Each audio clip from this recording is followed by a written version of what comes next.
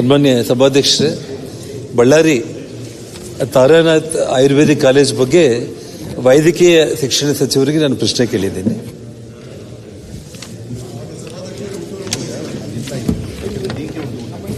ಸನ್ಮಾನ್ಯ ಸಭಾಧ್ಯಕ್ಷರೇ, ಇಡೀ ಉತ್ತರ ಕರ್ನಾಟಕ ಮತ್ತು ಕಲ್ಯಾಣ ಕರ್ನಾಟಕದ ಏಕೈಕ ಸರ್ಕಾರಿ ಆಯುರ್ವೇದಿಕ್ ಕಾಲೇಜ್ ಅಂತಂದ್ರೆ ಅದು ತಾರಾನಾಥ್ ಆಯುರ್ವೇದಿಕ್ ಕಾಲೇಜ್. ಅಂದ್ರೆ ಬಹಳಷ್ಟು ದೊಡ್ಡ ಇತಿಹಾಸ ಇರುವಂತ ಒಂದು ಕಾಲೇಜ್ ಅದು.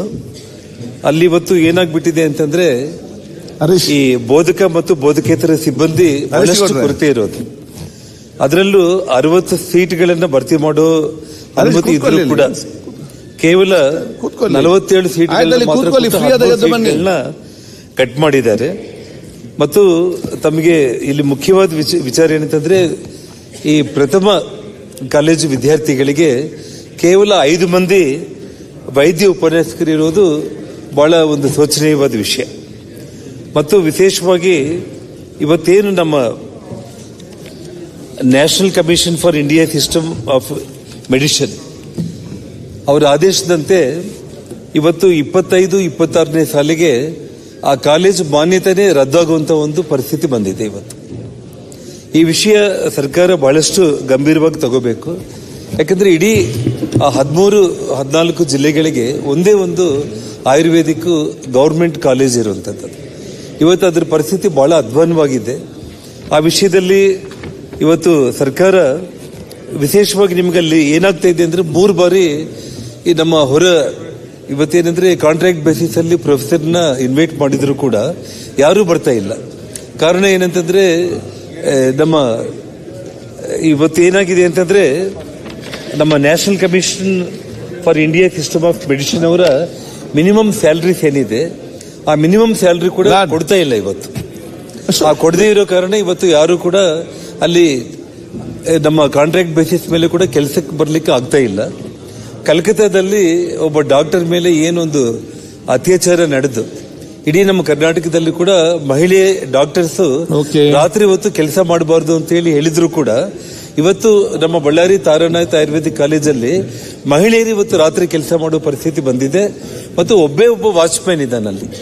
ಹಾಗಾಗಿ ನಾನು ದಯಮಾಡಿ ಸರ್ಕಾರಲ್ಲಿ ನಾನು ಇವತ್ತು ಪ್ರಾರ್ಥನೆ ಮಾಡ್ತಾ ಇರೋದು ಇಷ್ಟೇ, ಇವತ್ತು ದಯಮಾಡಿ ಇದನ್ನು ಗಮನಿಸಿ ಇಡೀ ಅರ್ಧ ರಾಜ್ಯಕ್ಕೆ ಅಲ್ಲಿ ಇರುವಂತ ಒಂದೇ ಒಂದು ಆಯುರ್ವೇದಿಕ್ ಕಾಲೇಜನ್ನ ಅದಕ್ಕೆ ಜೀವ ಕೊಟ್ಟು ಉಳಿಸಿ ದಯಮಾಡಿ ಇವತ್ತು government of India rules regulations ಪ್ರಕಾರ ಆ ಮಿನಿಮಮ್ ಸ್ಯಾಲರಿ ಕೊಡೋದ್ರ ಮೂಲಕ ಕಾಂಟ್ರಾಕ್ಟ್ ಬೇಸಿಸ್ ಅಲ್ಲಿ ಪ್ರೊಫೆಸರ್ಸ್ ಅಪಾಯಿಂಟ್ಮೆಂಟ್ ಮಾಡಿ ಆ ಕಾಲೇಜು ಮತ್ತು ಮಾನ್ಯತೆ ರದ್ದಾಗಿಲ್ದಂಗೆ ತಾವು ದಯಮಾಡಿ ನೋಡ್ಬೇಕಂತೇಳಿ ನಾನು ವಿನಂತಿ ಮಾಡ್ತಾ ಇದ್ದೀನಿ.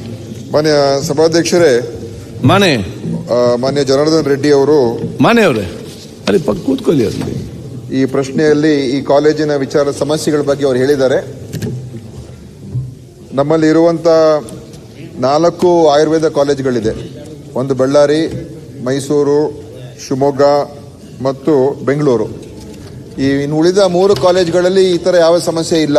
ಅಂದ್ರೆ ಉಪನ್ಯಾಸಕರು, ಬೋಧಕರು, ಸಿಬ್ಬಂದಿ ಅಲ್ಲೆಲ್ಲ ಎಷ್ಟು ಅವಶ್ಯಕತೆ ಇದೆ ಅಷ್ಟು ಇರತಕ್ಕಂಥದ್ದಿದೆ. ಆದರೆ ಬಳ್ಳಾರಿಯಲ್ಲಿ ಇದು ಸಮಸ್ಯೆ ಆಗ್ತಾ ಇದೆ.